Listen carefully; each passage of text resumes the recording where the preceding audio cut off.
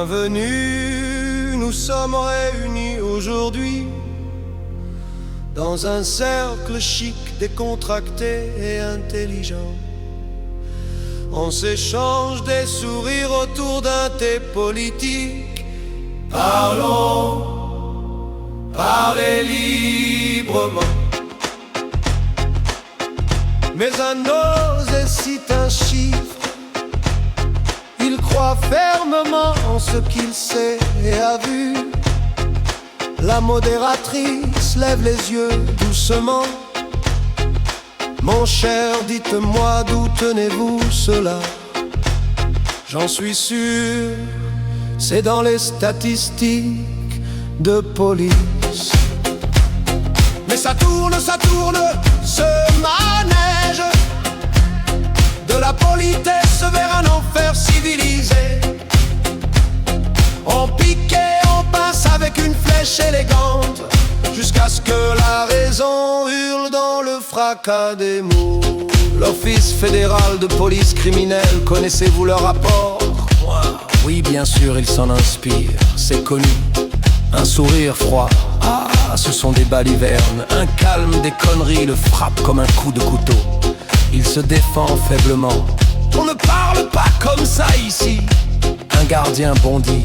Le respect, monsieur, on ne parle pas ainsi à une dame, jamais. Monsieur, la forme, pardonnez, excusez. Le masque tombe, le ton devient aigu et tordu. On ne lui accorde aucun droit d'asile, aucun droit minime. Les insultes dégoulinent, parfumées, raffinées, déguisées en humour, mais on sent la bile. La foule rit, les debout, seul, humilié, avili pour avoir osé dire. Soudain, un silence de mort tombe dans la salle. Une chaise grince bruyamment, brisant le rêve. Un vieil homme se lève pas à pas.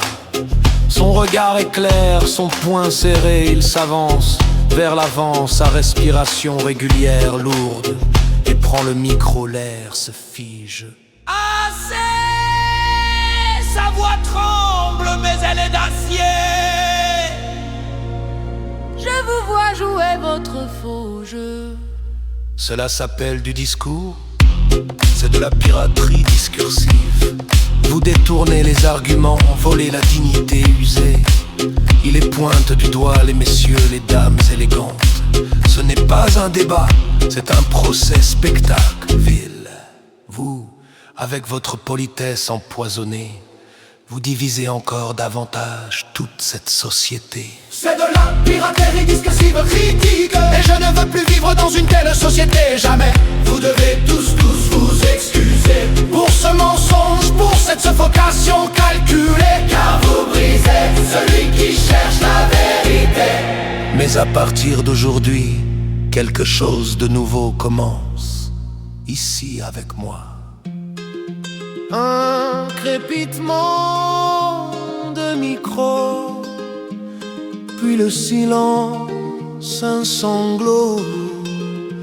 La scène est vide, le vieil homme est parti.